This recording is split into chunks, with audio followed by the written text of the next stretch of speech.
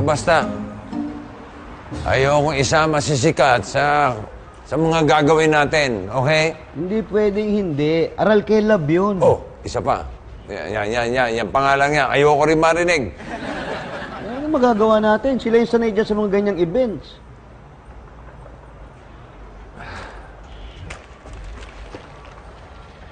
Okay. Sasama na si Sikat kung isasama. Pero please lang, warningan mo yon.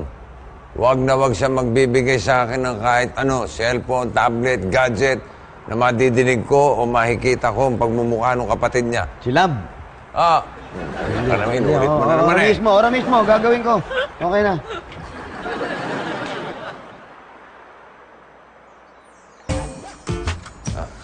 Dio, salamat sa tulong mo pero wait lang.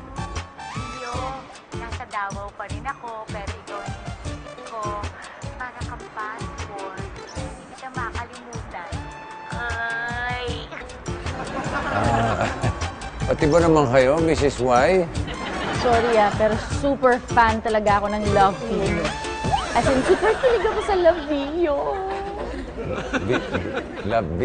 Love Dio. Hello? Matulad maawa naman kay Mr. and Mrs. Y. Hindi matutuloy yung baby shower. Ginigit nyo lagi yung mga gadget, ek-ek nyo itong kapatid mo.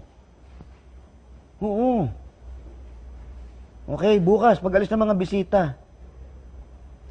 Okay, bye. Uy, hindi pa ba tayo magsisimulang mag-ayos tsaka magluto? Asa ba si Kuya Vio? Kasama ko Wala pa ba dyan? Wala. Ayan. Tara. Dito.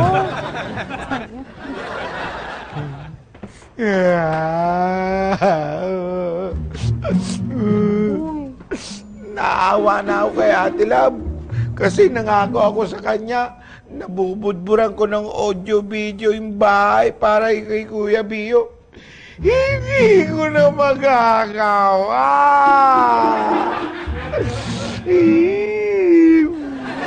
Ako na-set up ko na yung contribution ko. Kami ni Mrs. Y kasi diba, fans kami ng Love You. Love You. Love You. Oh. Ibig mong sabihin, Matutuloy ang gimmick mo at saka yung baby shower. O, di ba matutuloy yung gimmick mo na walang nakakaalam? Love you. Love Bio! Love Bio! Love Bio! Love Bio! Love. Ano ka nyo? Wala? Wala silang sinasabi. Ibig sabihin lang nito, nire-respeto ka nila. Mapayapa tayo makakagawa ng baby shower.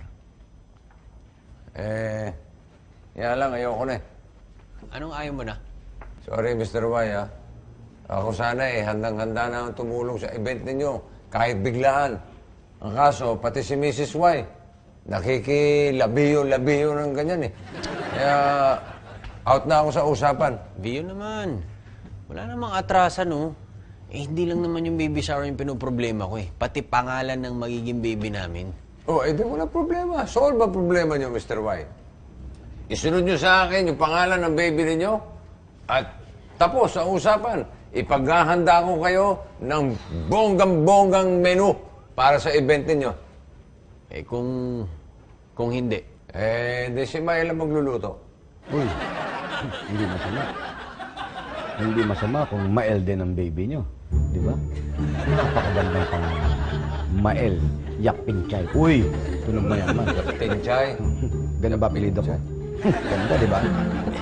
Meron ba kayong picture nila o kaya sound clip? Meron. Dali, isend nyo kay Vio. Bilisan nyo. Yun lang yung makakapagpalabas sa kanya sa kwarto niya. Dali. Ito? Yan.